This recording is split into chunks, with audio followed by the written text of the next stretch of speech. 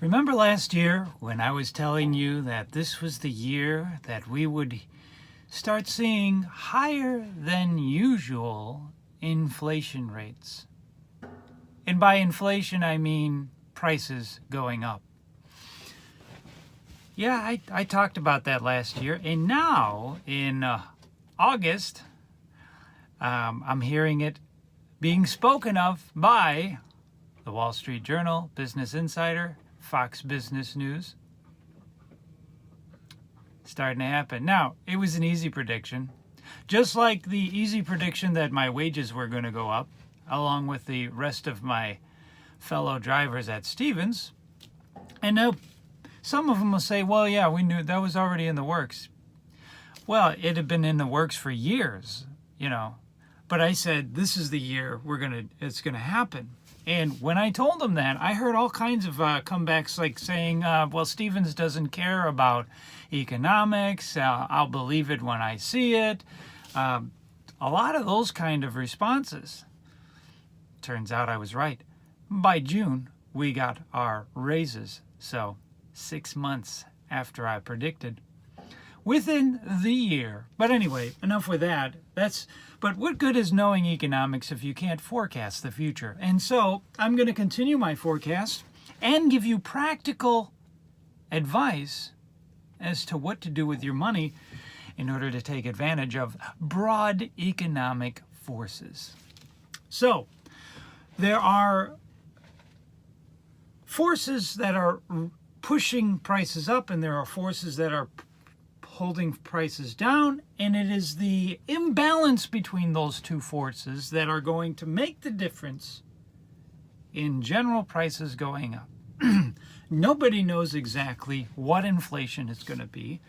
That's why I didn't predict exactly what percent or what change, but probably average has been below 2%. So above average would be above 2%. And I would even say probably close to 3% maybe, which is, mild. It's still mild. So first I want to give you the forces so the price increase, the forces driving up prices are, number one, a shortage in labor. Okay, which I had been talking about last year. It started with CDLs, and it's just pervasive throughout the entire economy. Are there any more minimum wage jobs anywhere? Because I'm pretty sure that everywhere jobs are paying higher than minimum wage. At least here in Texas, we don't have minimum wage jobs because everyone is paying more, which is why they want to raise it up. But anyway, that's another subject. So a shortage of labor everywhere, but especially in the CDL department, because everything has to be transported. And so when you add to the cost of transporting everything, that's going to be a price increase, which according to the Business Insider or the Wall Street Journal, one of those two, J.B. Hunt had raised their fees by 22% or something like that. So that's old news, 7 months ago. Well, it's actually 9 months ago now, because I talked about it in December. That's when I first got it from the Business Insider, and then 2 Wall Street Journal articles in the Morning Reader, which is what I listen to every day. And now Business Insider. Fox Business. I'll get stuff straightened out here. Okay. Now, the forces pushing up. Yeah, labor. Also, you have the threat of tariffs. That's going to push prices up because for foreign goods. For domestic goods, because of retaliatory tariffs, it's going to push down domestic products, maybe by a little bit. But to some extent, those are going to be reduced in price. Foreign goods, especially from China, are going to go up. Right now, only like 10%. Even though it's on $400 billion worth of goods, it's still only 10%. It's just revenue raising, and it's not really going to hurt income. So, or hurt the price that much. It's not going to hurt their transportation. So across our borders. And then, in addition to that, once we solve those, which is already being solved by Europe, the European Union, also Mexico is talking about making a deal.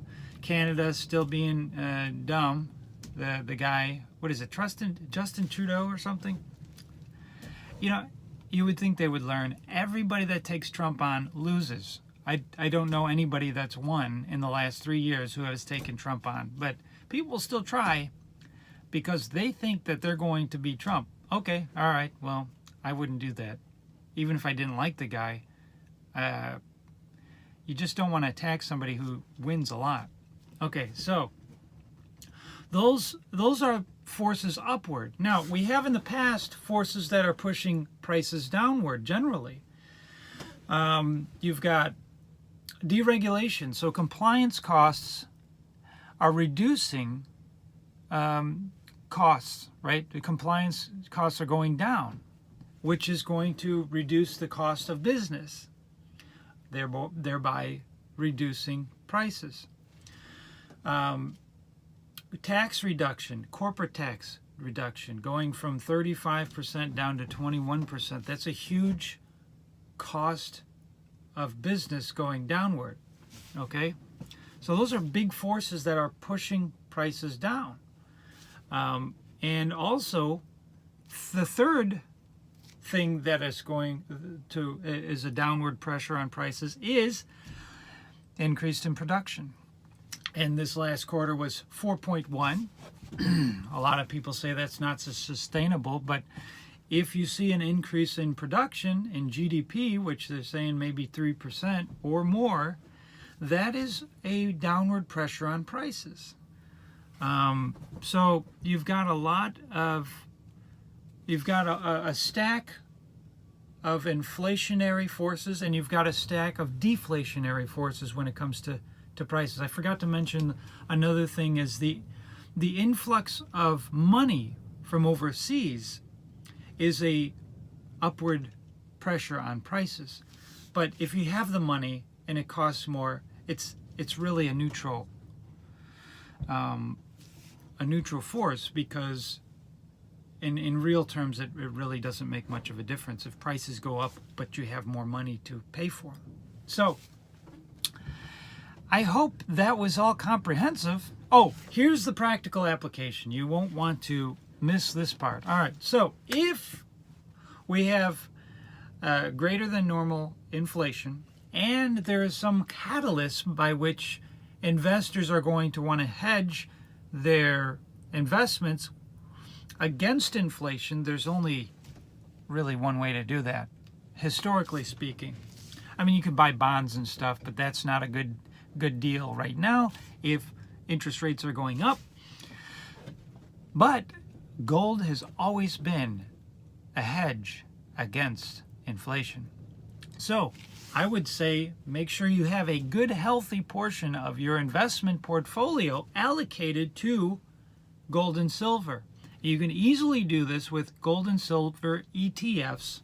If you go on the stock market exchange and you look up SLV for silver and GLD for gold, and also SPY for the S&P 500, that's a great ETF to hold on to. You would have done very well if you held on to that as well. So, but first I would position myself in silver and gold ETFs.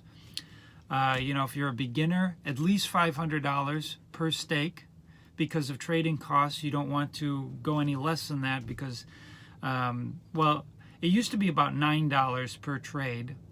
So you got to factor in $18, buy and sell cost into there. Now I think it's down to like $4 or $5. So maybe that reduces the amount. I haven't calculated it, but I generally recommend $500 to $1,000 per position to mitigate those things. So that's what you want to do.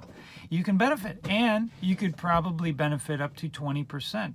in a very short amount of time. So within a 6-month period, you could probably gain 15 to 20%. Now's the time to get in. It might be early, but the rumblings of inflation getting into the news, people are paying attention to it, and if that news gets updated, upward revised, that's going to cause action, and you want to get in before the action happens. So I'll get back to you probably in 6 months and tell you, hey, I was right again, and you should have taken my advice. So do what you can. Do what you can. Be advised. Act accordingly. What do they say? I don't know. Thanks for watching my long video. I'll see if I can cut this down.